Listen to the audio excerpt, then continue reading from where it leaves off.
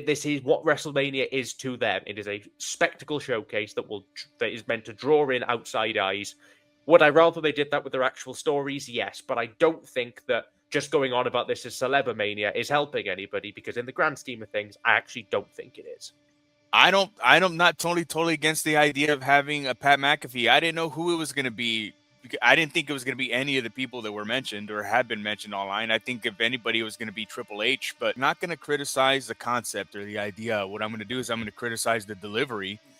Yeah, I agree. It's not really compelling TV to tell everyone that your product sucks. Like, because like, why am I wasting my time to watch a sucky product?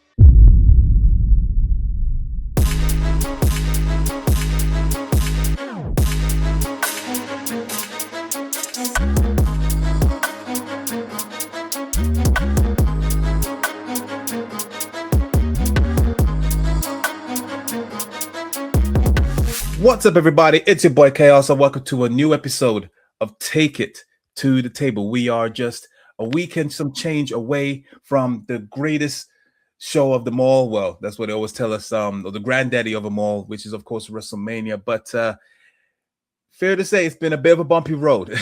So, yeah, we had to, obviously, especially what's happened from the previous episode of SmackDown regarding Pat McAfee and everything. Like we just had to summon the table for this, and of course, you know, for this topic, I have to bring an esteemed panel, and we have someone that is a fair regular on the table, and someone who's making a long-awaited return, a controversial figure, if you will. But of course, let's start off first with none other than the king reviewer of them all, Mr. David Sheldon. How you doing today, David? I'm good. I'm alive. You found me. Somebody came and found me out of my hibernation. It's like Michael Bublé at Christmas. You come and find me once a year. Not for the best matches of the year so far. I'm sure that's coming in a few months to drag me out of hibernation for. But yes, I don't think I've been on a Wrestling Republic show since about January, for various different reasons. But it's nice to be back. Ridiculous card, and ridiculous situation. And yeah, let's get into it. Yes. This is you're the Mariah Carey of Wrestling Republic. We only break you out once a year for that. I can't actually go that. I can't go that high. Thank God. Fair enough. And of course, last but not least, like I said, he is making his long-awaited return back to the table. He's been chomping at the bit for various reasons. Is none other than Ignacio. How you doing today, sir? I'm doing very good, Chaos. The boys are back in town. So the A-team is back, if you will. So excited to be here, man. It's been way too long that we all haven't been together in this environment or this platform. So I'm excited, man. Let's get to the topic at hand. Yes. I do believe the last time that it was this combination of people on the table, we were doing our big debate. Yes. Like it was a 2024, I think that would have been. We did the state of wrestling, so hopefully we'll be more on the hopefully we're more on the same page today, Ignacio. And we'll I don't think we're going to be too. Yeah, I don't think we're going to be too far off. Maybe. No, I shouldn't expect so. But let's see. Let us see. Yes, of course. So yeah, we got a lot to talk about. But first, even though we're here on Take It to the Table, I would like to talk about football. And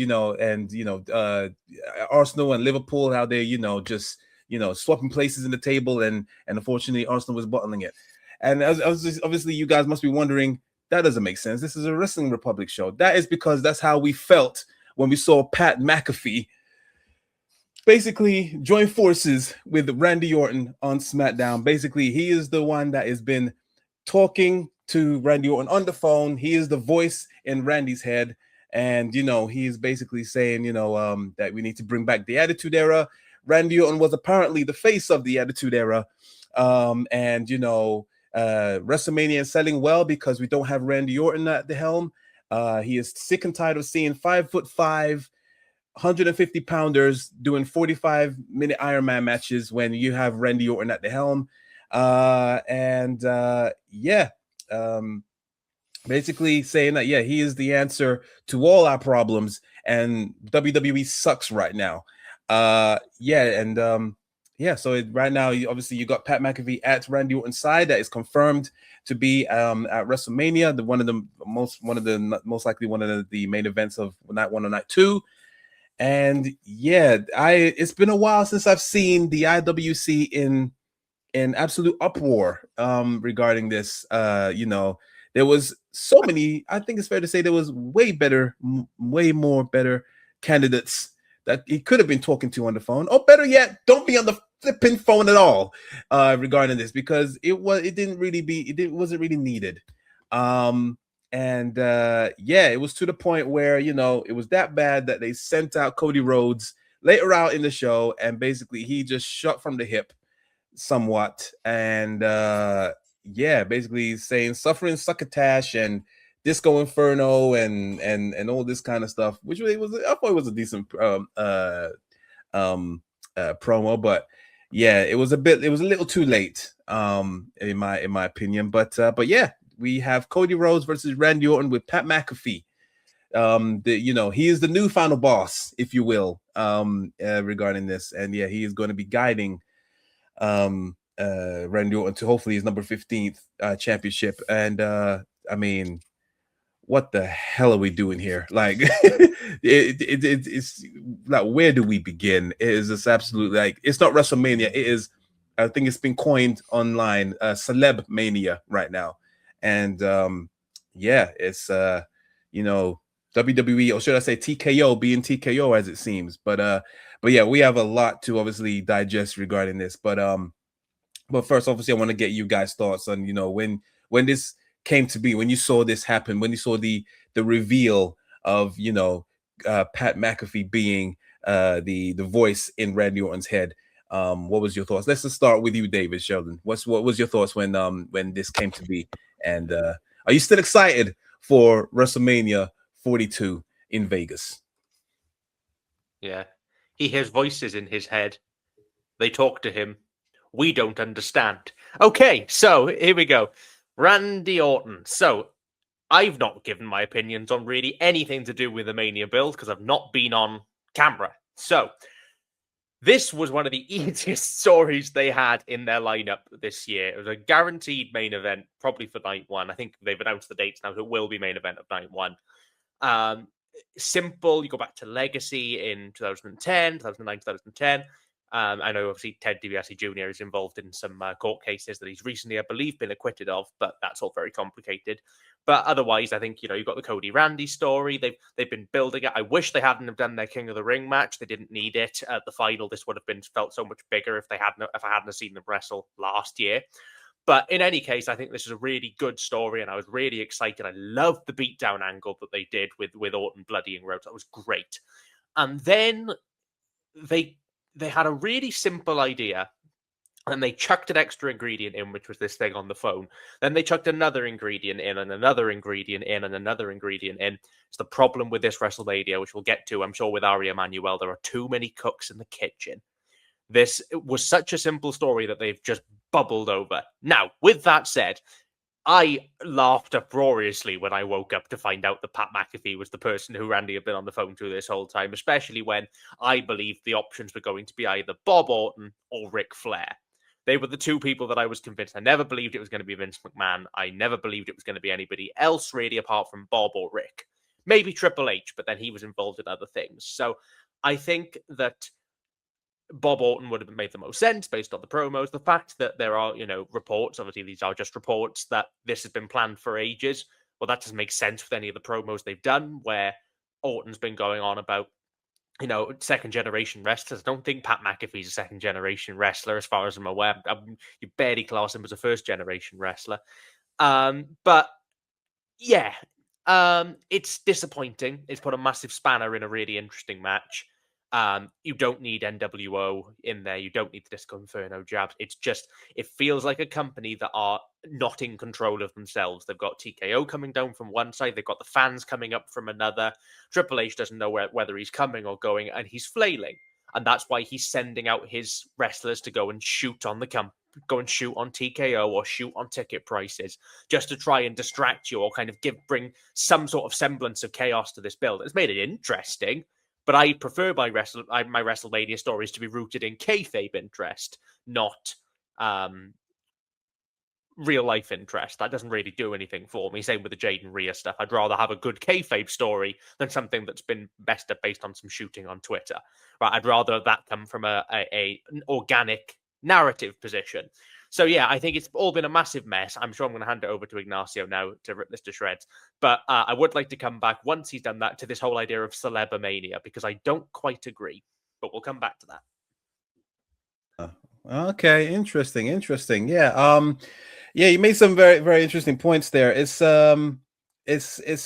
And the thing is, obviously us fans, because we are like smart, quote unquote, we do like it when, they kind of blend real life with obviously fiction. And, if it comes off well on TV, then it's all good. But for some reason, when it comes to that kind of concept, WWE just can't seem to.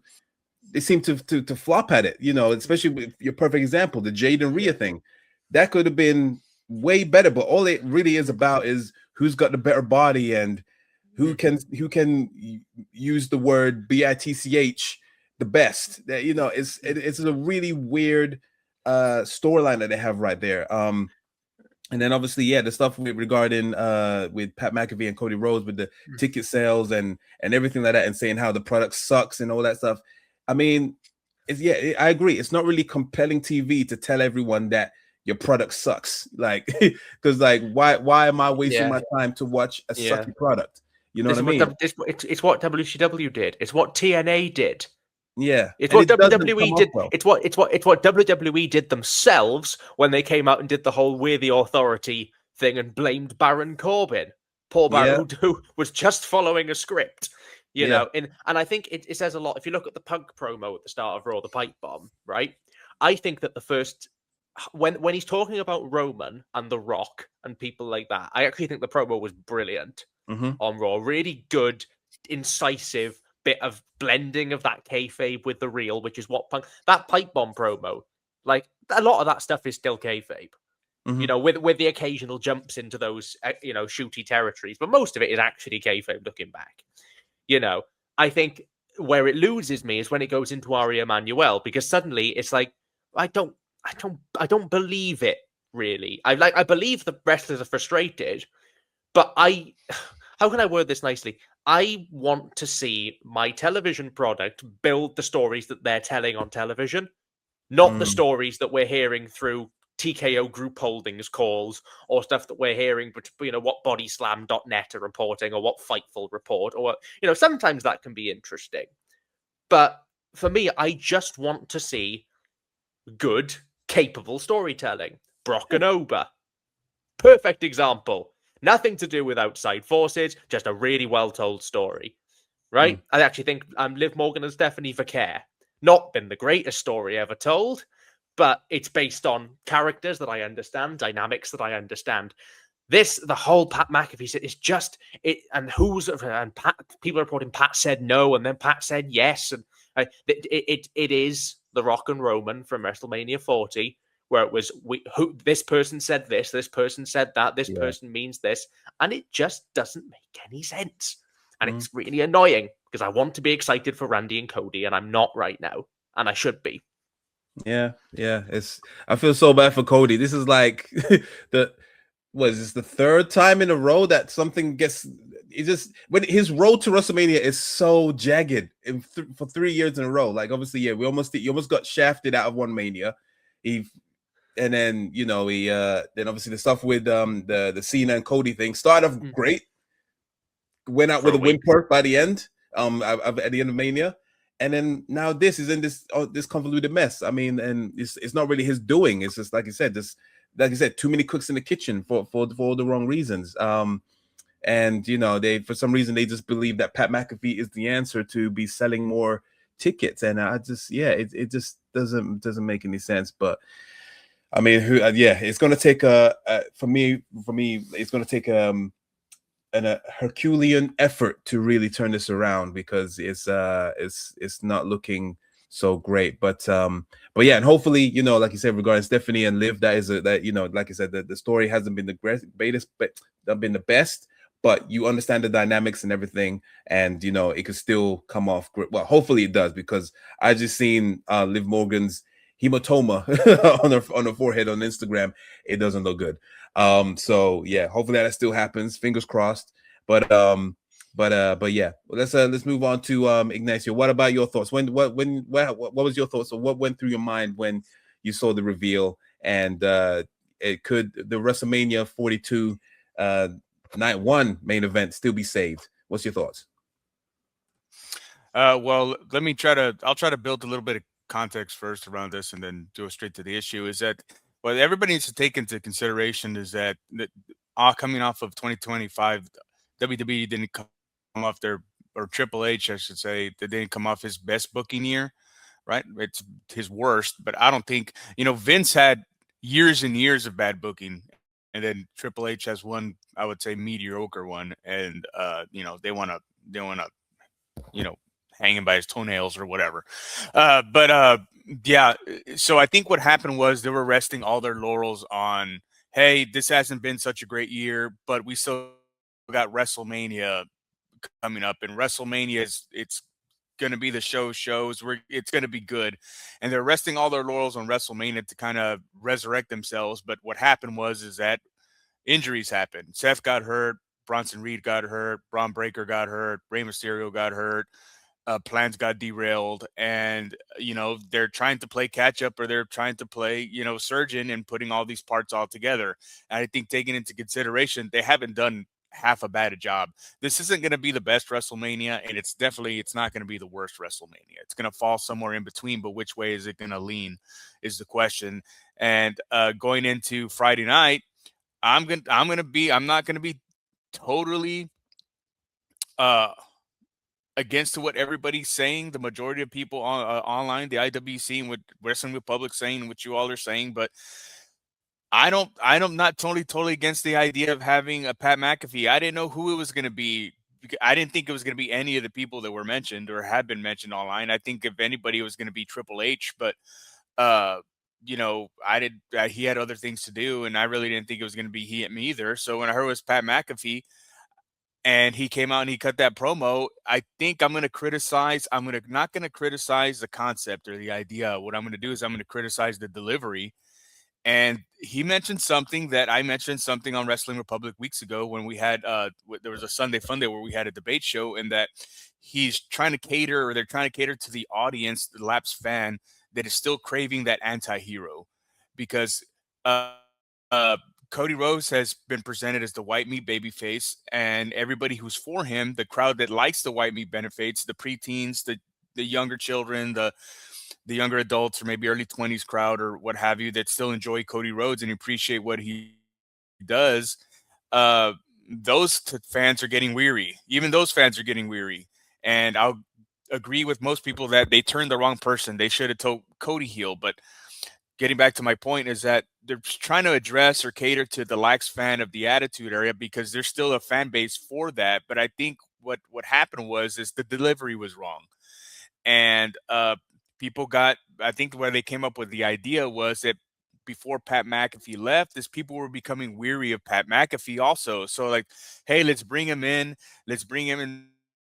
to the main event scene. Let's give him this role, and maybe he can be the mouthpiece of Randy Orton. He can be the voice of the fans, or the lapsed fans that are still craving that anti-hero persona or gimmick. They can lead the generation. The problem with that is they have that anti-hero, and his name is CM Punk, and he's on Monday Night Raw. So, you know, there's a number of issues, but that's one clear issue that I see. So I get what they're going. I like the idea. I just think it was presented wrong. So I'm not totally against it. I'm in the minority that I kind of like the idea where they're going with Pat McAfee's promo. I just think it wasn't delivered very well. Do I think that the main event, this match, needed it? Not necessarily, but they needed a blasting cap to kind of up ticket sales for WrestleMania, to make the main event more interesting. I don't think the main events on either side are stale. which is probably majority opinion what people are saying, the overall show. But I think it's a good concept. Pat McAfee is a good mouthpiece.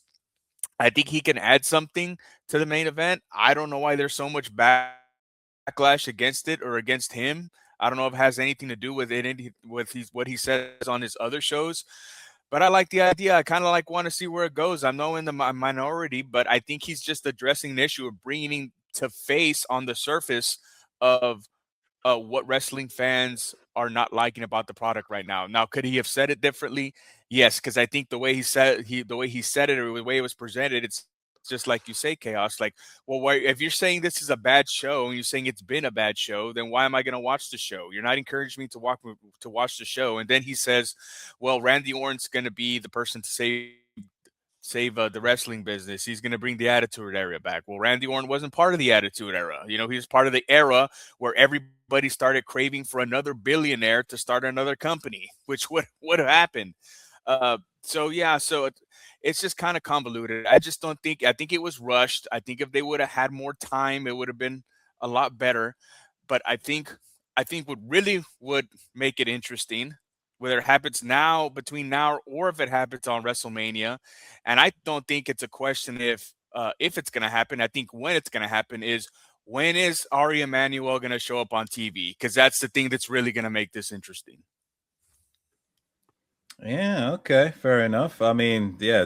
Well, that's a big if. I mean, he might be just by it'll be by ringside with Nick Khan, definitely at WrestleMania and stuff. But yeah, he must be in another character. I don't know about that, but he's big. He's high up there, and he's big. He's a big wig, right? But it's just like that's with him mentioning him so much on TV, especially lately, or making references. That's the only thing I could think of that would come out the end of this and be a big payoff. You know what I mean? Yeah, like I said, I'm not totally against what happened. I'm not totally against McAfee and what they were trying to present. I think he's going to be a great personality here. It's just the delivery. I think we need to just give him a little bit more time. That's it. I think, just to go back to your point, Dan, I think my question is, I get what you're saying, and I follow your logic. I just don't know if Pat McAfee is a big enough draw that it's worth it. Because surely if Pat McAfee was such a big draw that putting him in the main event of WrestleMania is going to increase tickets, that it would have increased tickets every single week he was on commentary on Raw, or for when he faced the Miz at SummerSlam, or was that Logan Paul? That was Logan Paul. Did he face the Miz? He must have. So at some point, he must have faced the Miz, surely. But I think he had a segment. He did have a segment with him, not a match. I can't remember. Yeah. I think I'm thinking of Logan Paul. But anyway, I wonder if I think people could be burned by Travis Scott, because that was a genuine draw that I thought would draw a lot of eyes to Mania, and I think did. But then his actual involvement was rubbish, and so everyone was. I think it's kind of and it's like Lil Yachty, who I don't know from. I have no idea who this man is. Oh, you did. Right? I've got no idea who this man is at all. It's not my scene, but as probably an entrance for Trick Williams, right? Or as an extra piece to Trick Williams. I think it makes perfect sense. He is a draw. He will draw eyes to that product in a way that, not from me, but I'm not his audience. Same way Bad Bunny, I'm not Bad Bunny's audience either way. He clearly drew a lot of interest, and I think he's been caught in the crossfire of this anti-celebrity sort of push that's come in. Should I talk about that now? Random. Yeah. Let me talk about this now while I'm here. WrestleMania has always been a celebrity show since 1985, since the first one.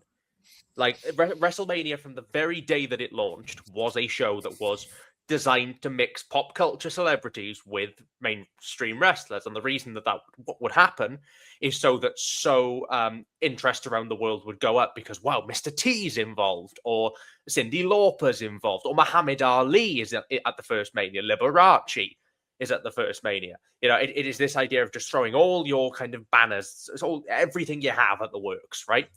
I understand that as we've gone through the years, that sentiment has shifted, and that we now want a lot more focus on our wrestlers. But what I do find is that when WWE have their backs against the wall, celebrities are normally where they turn to. A big example for me, 1995, WrestleMania 11, where everything was in absolute shambles. So what do? They bring in Lawrence Taylor, least McAfee's not in the main event of Mania. Lawrence Taylor was.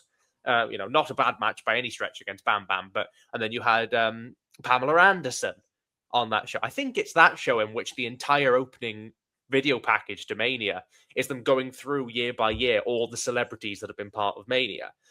Celebrity, Celebomania is part of the WrestleMania culture. And actually, I think if you look at at celebrity involvement in this Mania, I really don't think it's that bad. We've got Jelly Roll, right, who's actually done a very, very good job. He's had one or two segments with Orton, but broadly he's been in the Kit Wilson verse, right? Doing funny segments with Kit Wilson. You've got ISHO Speed, who I actually think is very charismatic and entertaining in a relatively lower card spot. I get it; people may not want to see him wrestle, but he is a big deal. He will draw tickets. Pat McAfee, who I think is the most egregious because of the story, but he is just a manager. Like, that's all he is. And Lil Yachty, who's probably going to be an entrance for Trick, right? You don't have celebrities in the main event of Mania. You don't have celebrities poisoning massive storylines every week. I do think McAfee is the most egregious because it's enveloped a story that absolutely didn't need him. I don't think. I take your point, Ignacio, but I think you actually could have done that with somebody else and it made more storyline sense than McAfee. But I will push back on this whole idea of, celebrity culture is drowning WWE. It is in a sense of the kind of constantly panning to the 500 celebrities in the crowd. But again, people get blindness to the fact that it's always been this way. WWE have acted like this since the 80s and prior. This is what WrestleMania is to them. It is a spectacle showcase that is meant to draw in outside eyes. Would I rather they did that with their actual stories? Yes, but I don't think that just going on about this as Celebomania is helping anybody, because in the grand scheme of things, I actually don't think it is. No, I get it. I see what you mean. It's not. It's a very interesting one because it's just the fact that I agree. WrestleMania has always involved celebrities, and if not in the actual matches, you always see them pan to them in the crowd, and you random. I'll never forget when I randomly saw George Clooney and flipping at one of the WrestleManias, but he was with Stacy Keibler at that time, but. So I get it. It gets outside eyes, and let's be honest, WrestleMania is pretty much the only, besides maybe the Royal Rumble, that most people, the most casuals of fans, only talk about. And having these people in there is obviously going to cater. They're trying to cater to almost every demographic. The young ones know Lil Yachty. The old country heads like my age, if anything, know Jelly Roll. And everyone else. So, and obviously Logan Paul, most likely KSI is going to be. ISHO Speed is in there now. They're trying to cater to almost every demographic. So, but that's what WrestleMania is all about. It's just that it just feels like, it feels at times that they are depending more on the celebrities than the actual people that is there 365 days a year to sell your biggest card. I agree, but they've done that. But they've done that since the 80s. This is WWE. No, I get it. I'm not saying it's good. I'm not saying that this is the way they should be doing it. I'm saying I'm surprised that this is the point that's got people to turn, and not the 400 times they've done it before. Now, do you get what I mean? I'm more surprised that this is people's turning points. Having ISHO Speed, basically nothing 6-man tag. And, I think I get Pat McAfee being a turning point of oh, come on now. I think that was it. I think the sponsorships are far worse. Oh yeah. I think Ray versus Dom, sponsored by Cinnamon Toast Crunch. Yeah, I'll never forget that. Or Cody versus Cena, sponsored by the blinking Cone Zone. I think that is far more damaging to the product. Slim Jim tables, bring back, I think that is what frustrates me far more, because that is actively taking away from the story you're trying to tell.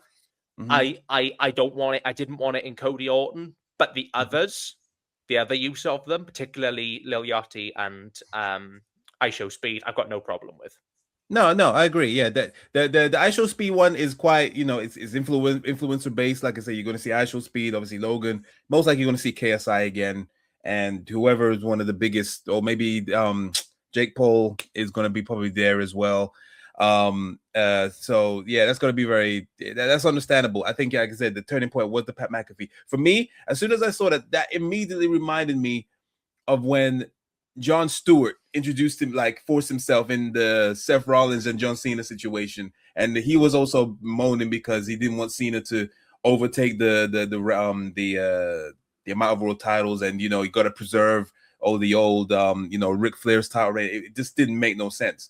So this kind of harkens back for me back then, and it wasn't good then, and it's not really good now. So I agree. If it wasn't, people wouldn't have minded it would have been Pat McAfee if it just made sense. That's the only thing. If it made sense, then if he was always the final boss, always trying to take down Cody, if he was the one that made John Cena sell his soul and now is going for Randy Orton, then fair enough. But it's just out of the freaking blue, and someone that is just, for the most part, just a commentator, and who is a very Marmite commentator, to be the one to really influence this former 14-time world heavyweight champion. He is the one that is making him be the Viper again.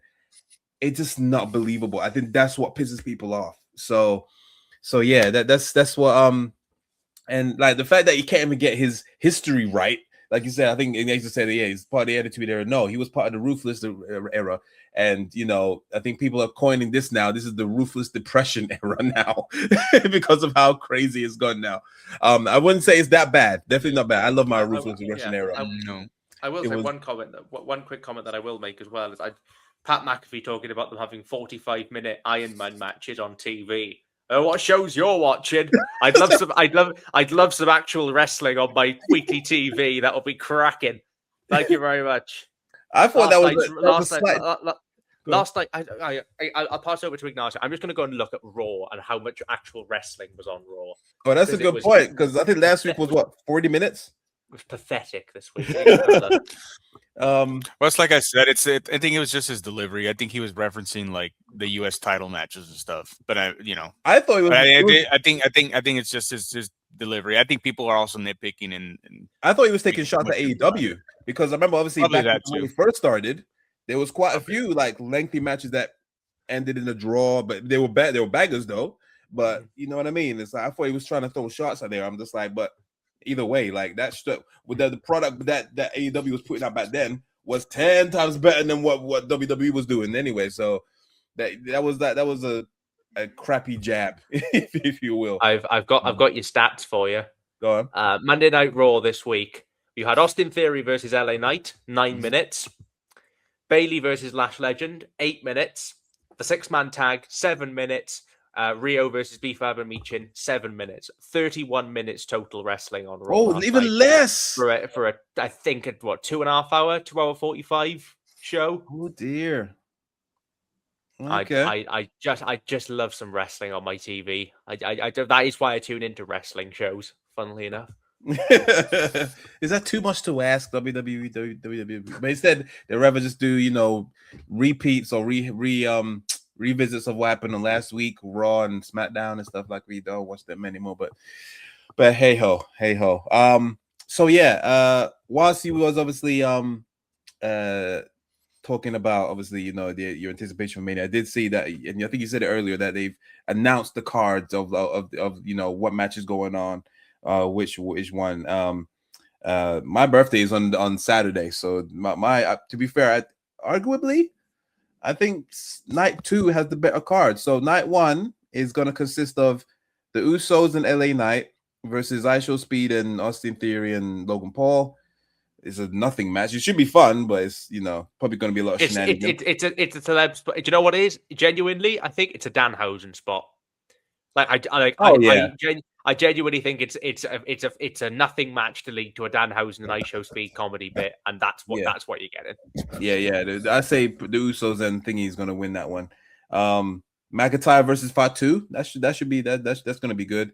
The Fatal 4-Way match. I kind of wish this was a ladder match, to be fair, but I guess not with those have teams. One. Truthfully, do you want to see the Bellas in a ladder match? Okay, fair play. No, yeah, I get that. AJ Lee versus Becky Lynch. Now this one irks me because I kind of wish that they gave AJ Lee her Mania moment, winning the title at Mania and not going into Mania with the title. But it should be a good match. I mean, the storyline build up to it was a bit meh, but I kind of wish they saved that moment. But I guess that would have been a bit too predictable. But I don't know. They had a good segment on Raw. So yeah, that was good. It's a good step. Yeah, I'm just surprised it hasn't got a step. Yeah, that too. This one, I don't know if there's been any build. I'm sure it has been on Raw, but I haven't seen it yet. But still doesn't make no effing sense. It's gonna be good, but still, Seth Rollins versus Gunther. Panic. All right. Well, it's not. Are we gonna? I mean, are we gonna take a turn, or can I just? Yeah. So this is one of those matches. Look, there's two matches where I think I don't want to call them saving graces or what have you. That's going to make this. They can pull it into the direction where we're going to consider it's more of a good WrestleMania than a bad WrestleMania. And just like kind of like what I mentioned before.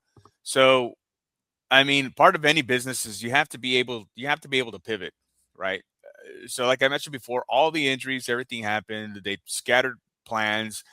You know what I mean? One thing I can guarantee you for sure, real quick, is that coming off of the Royal Rumble, they did not know that Obafemi was going to get over like he got over. Like, I don't care what anybody says. And the whole standoff between him and Brock Lesnar at the Royal Rumble was probably meant to be like a one-off shot. And they didn't know what was going to happen with Obafemi coming in within the coming weeks. They probably had LA Knight lined up or maybe Gunther to face Brock at WrestleMania. And I don't know who else they were thinking, but I would venture to say that those were probably the top two. But then Obafemi gets over and they say, well, I mean, we got to put him against Brock because we got to do something, interesting, boost ticket sales. It's his debut match at WrestleMania. So, all right, let's go ahead and do it. And I think that's one match that I think, and then after watching what happened yesterday at Raw, I think they're going to deliver. Now, I don't think it's going to be a long drawn out, if it's past 10 minutes, I'll be surprised. But I mean, it's going to be what everybody's anticipating and expects. I think it's going to be hard hitting, and I think Obafemi should go over, or else why are you doing this? But I think that's one match where everybody's going to look back and say like that was the beginning of the aura or the main event. Sharp shooting or catapulting Obafemi into the main event was him going Brock Lesnar in his debut. Now, the second match is just the one we referenced in that. Again, injuries derailed plans, and Rey Mysterio was injured and was, originally scheduled from what we've been reading to face Gunther at WrestleMania, and whether he was going to retire him or not is, we're pretty sure we'll find that for sure later on. But injuries happened with Seth. Injuries happened with Braun Breaker. They didn't know that they're going to have either for WrestleMania. What are we going to do? Gunther doesn't have anything to do. So everybody says, no, this match is lacking backstory because what the real story is it's not Seth Rollins against one individual guy like it was supposed to be Seth Rollins against Roman, I think originally way back. And then it was supposed to be Seth Rollins against Braun Breaker. But it's not Seth Rollins versus any of these guys. The real story is it's Seth Rollins against Paul Heyman. That's the story. It's kind of like how Bobby Heenan back in the 80s. It wasn't really Andre against Hulk. It was, but it wasn't. It wasn't Hulk against DiBiase. It was Hulk against Bobby Heenan because Bobby Heenan wanted to manage a world champion. And that's the same concept here. That's what the story. I think that's the thing that people are missing. It's Seth Rollins against Paul Heyman. Well, everybody's hurt, so who's Paul Heyman going to get? Well, he's going to get Gunther because who might respect Paul Heyman more than anybody and respects wrestling history is Gunther. Not only that, if you don't like the story, which is fine, I understand, you're going to like the match because who can get the best match out of Seth Rollins? Even if because he's probably still hurt and probably going to be running a little so who can get the best match out of him? Gunther. So if you don't like the story, this is probably going to be the match that's going to steal the show. Yeah, of course. Yeah. So I don't think you can really discredit this match too much. The story might be lacking, but the match is still going to be good. I think that's the thing that's the thing. That's what they know. I think they know that, so that's why they think they can get away with it. Obviously, you would have made it. Obviously, I care just about the story just as much as what happens in the ring. It's just obviously the way they went about it. Like you said, it was definitely hitting the panic button. You can't leave Seth Rollins off there. You can't leave Gunther off there. But there's all the potentials is obviously they're out. So just put them together. But it's going to be probably one of the highlights of the night. It's going to be an amazing. It's going to be an amazing match. And also Seth has a really good record at Mania. Like a really good record. When you actually look back, who was it? It was him versus Drew at 41. Yeah, it was Seth and Drew at 41. Yeah, that was really good. No, 40. You mean 40? It was XL. 40? Yeah. No, because 40's in. Oh yes, 40's in the main event of night one. Who did he face last year? Was he injured last year? No. Was Seth Rollins? It was in a triple threat. Reigns, and of course it was. Yes, yeah. But that match was brilliant. Right, he had a really good performance in the tag team match at 40. Really good match against Drew. Really good match against Logan at 39. Really good match against Cody at 38. Really good match against Cesaro at 37. Really good match against Kevin Owens at 36. Good match against Brock at 35. He's in the 3-way at 34. I think that's was that 33, 34. You just go back and back and back and back. He's in the Triple H match at one point, which is a bit long and boring. But like for the most part, he's got a superb record. And also, it gives us the best bit of all of it is it gives us a chance to avenge one of Vince's big things that made me really cross. Was when WWE came to London. Was it London or Manchester? One of the two, and they brought Walter up to the main roster for a night and had him wrestle Seth Rollins in a singles match, and it went about 7 minutes and ended in DQ. It was just because Seth put out an open challenge for the best of the UK, and out came an Austrian, a German, a Swiss man, it's the Austrian, 2 Germans, and an Italian. But because the best part of that, if you go back and watch it, is Gunther comes out and the first thing he does is swings his arms up and goes, "My name," and nearly thwacks Alexander Wolf in the face next to him. I think he actually does, and Wolf's got to try and no-sell it. It's very funny. Oh, wow. But that match will be brilliant. Should I talk about Brock Ober now, or shall I wait till you bring it up on your rundown? We could decide to go. I mean, I'll just quickly put my 2 cents. I just feel like that regarding Brock and Ober, I think that's going to be. I mean, everyone. I can't wait to hear that theme music be playing out in the stadium. That's going to be incredible.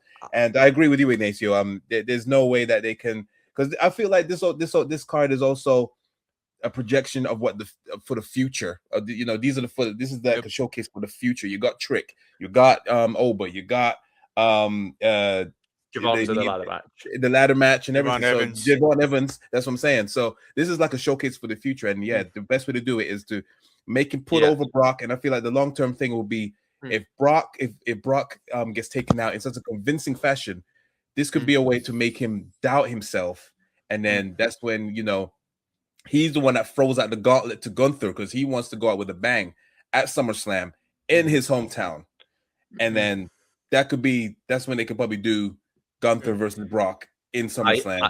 I think the best way you do it, genuinely, first of all, it's a testament to how well this match has been booked that I care about a Brock Lesnar match, which I never thought I would again. Right, I was so opposed, and I am still opposed morally to him being in the company. However, the fact that he is there, and this is the best thing you can do with him right now, and I have been riveted every week. Like, this is the best belt match of Mania by 100%, country mile, and it's simple. It's simple. It's too. They've basically gone. This guy. This guy. Do you want to see him fight? Yeah, let's tease it long enough to fill out the weeks, and then eventually we'll get you to watch them fight. I pray that Ober wins. I think Brock might win, which terrifies me. But what I would genuinely do, I would have Ober win decisively. Like do the back and forth, do the German suplexes, but have Ober win and not not close Mhm. in the end, and just show that Brock is an older man who is now not where he used to be, and have Brock then have to build himself back to face Gunther at SummerSlam with his career on the line. And weirdly, and I hate the fact this is true, you might make a babyface out of Brock Lesnar, which whether you still can, I don't know. But in any, I'm not going to go into that now because it's going to wind me up. But in any case, the match itself should absolutely rock. And from looks of it, because on the rundowns they have the matches that are going to be in the first hour. Yes, which means you can kind of guess who's going to open the show. Night 2 is definitely going to open with Oprah and Brock because that's listed as one of the two matches. Night 1, I imagine it'll be Drew and Jacob will probably open on night 1. I should imagine because that's also night 1. As... Drew McIntyre and Fatu is and also the Usos and LA Night match. They're not opening with that, surely. Yeah, yeah. So I agree. That's the toilet break match. Don't put it second. Don't put it first on the card. Exactly. I agree. I think it's going to be the one that's going to steal the show, as well as Seth versus Gunther, as well. So yeah, looking at the card now, even though it doesn't feel like it's been a very a convincing road to WrestleMania, but looking at it, it's still like I agree with you, Ignacio. It's not going to be crap, but it's not going to be one of the best WrestleManias of all time. You know what I mean? I think there are a lot of wrestlers who I am very aggrieved are not on the show. And I also think that I do think that having that fatal 4-way tag team match and then leaving off a bunch of really talented women, for no disrespect to them, but the Bellas who are not at that standard anymore. Again, I get it, celebrity appeal, mainstream appeal. I completely understand. But and then on the men's side, no Carmelo Hayes, no Ilya Dragunov, who've worked their backsides off this year. Dragunov should be in the IC title ladder match. And I think that's one. I think one thing about the ladder match is until yesterday. I think one thing the ladder match it was lacking star power. Yeah, they got Ray now Ray. So now we got some star power, but I think that's one match. Look, I don't like ladder matches, but anyway, I think that's one match that we're gonna look back and it was again just like with Brock and Oba. It was gonna be the launching pad for Javon Evans. That's probably what it's gonna be. Yeah. He's going to do something incredibly stupid. He's a new Shelton. The only thing I worry is that I hope he doesn't. It's a bit like the Chamber. The Chamber, he didn't do anything out the. I worry he's going to try too hard for a Mania moment, and it's going to end up hurting him. That's my only worry, because when you've got somebody who is literally a highlight reel, you risk going one step too far. He's a professional; he knows what he's doing, but he is young. He's not going to do a Darby. Let's just be honest. He's not going to do a Darby. He's not going to do a Darby, but he'll try. He will try. It's like he'll try and do the WWE equivalent of a Darby. Yeah, he's going to do a Shelton. I'm telling you, he's the new updated Shelton. But speaking of Shelton, I mean, I do think that Dragunov should be in that match because 100%. From a stylistic perspective, I think he's the Benoit of that opening ladder match. Ooh. He's the massively intense, person who can really sell a body part, can really make it look like it hurts. And but that doesn't appear to be what they're looking for. They're looking for it to be a massive stunt show, and Rusev's also there. So they need somebody to throw around. I think they need it, and I get it what they're doing with Dom and Finn Balor. That's another match that has been mentioned. I think this is going to be the end of the Judgment Day. I believe that's where they're headed, or that's where they're going. But I think the ladder match, I think it needed Dom and Finn Balor in there. But they got their own kind of rivalry, which let's just face it, I don't think anybody really cares. I don't think anybody really cares about. I care. I like both guys. Look, I like both guys, but it's just I think a lot of people have just gone weary of like the Judgment Day. I've enjoyed the different reincarnations of it, but I just think people just want this to end so badly already that they're not invested in it. Yeah, do you know what I really think this didn't need that they've added is the Demon. I really don't think this needed the Demon. It is now Demon Finn versus Dom. And I just wish it was, because Finn is a really interesting character and Dom is a really interesting character. Watching them as men go at it, after all things, I think that's really interesting. The gimmick of the Demon hasn't worked since NXT. Nope. And I don't think it's going to start working now. So just quickly, one more thing to let's wrap it because up, yeah. I've only really got one major match to talk about. Mhm. This is for me really make or break with Jade Cargill. Yes. I've been very open and very honest that I've not enjoyed Jade Cargill's work. I don't see what other people see in Jade.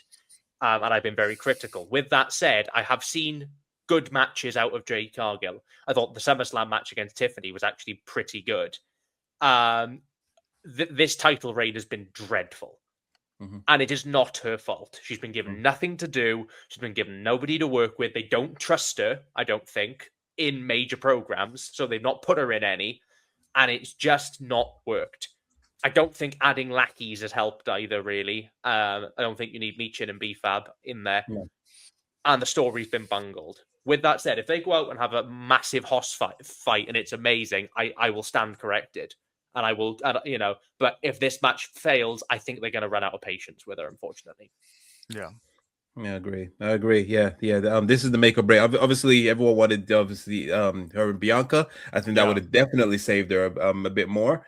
Now, this one, like you said, because of the build-up and how they've gone around it, it still people don't really ride with it. But like you said, if the fact that when it was Rhea versus Charlotte in WrestleMania 39, I had low expectations, but I couldn't care less. I was fearing that Charlotte was gonna get the W on that. But not only did Rhea win, she put out that they put out probably one of the best matches of that WrestleMania. So Rhea is dependable to bring the best out of people. And if anyone that could do it, will probably be her to bring the best out of Jade. So I agree. It's definitely going to be make or break. But yeah, we'll just have to wait and see. But yeah, other than that, I think we've covered most of everything today. So we're just going to leave it on that. And it's been a very very insightful look into obviously you guys' thoughts on what's happening with the build up and obviously your anticipation for WrestleMania. I look forward to seeing you guys at the table post Mania, and obviously we'll decide if it was a blast or was it an absolute flop. So yeah, that's going to be very interesting. I think the post Mania is going to be definitely one of the biggest talking points in a long while.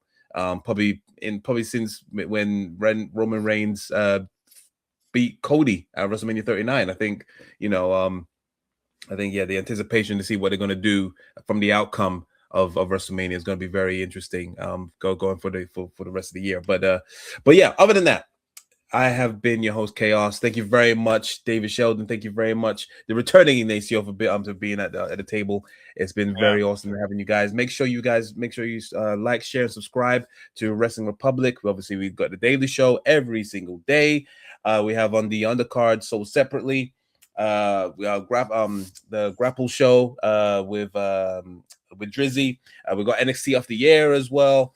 And we have I've just been told that we have a new mascot for Wrestling Republic. What was his name? I forgot his name. Is now Ribber or Ribber the Penguin. So yeah, that should be interesting. So yeah, okay. Be sure to check out all these escapades on the Wrestling Republic channel. Well, anyway, I have been your host, Chaos. He has been David Sheldon. Down below is been Ignacio. Until next time, guys. See you at the table. Peace. This episode is brought to you by Wraith Energy. Wraith Energy is the perfect drink for gamers.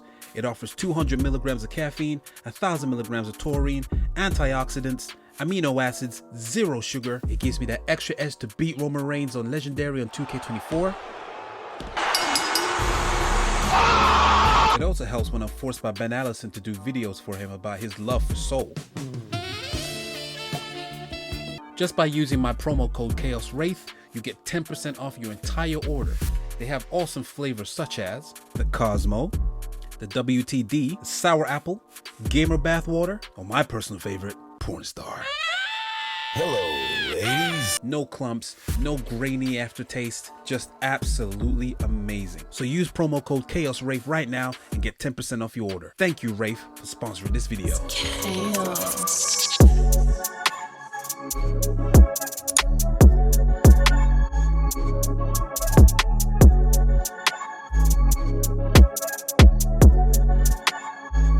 Bye.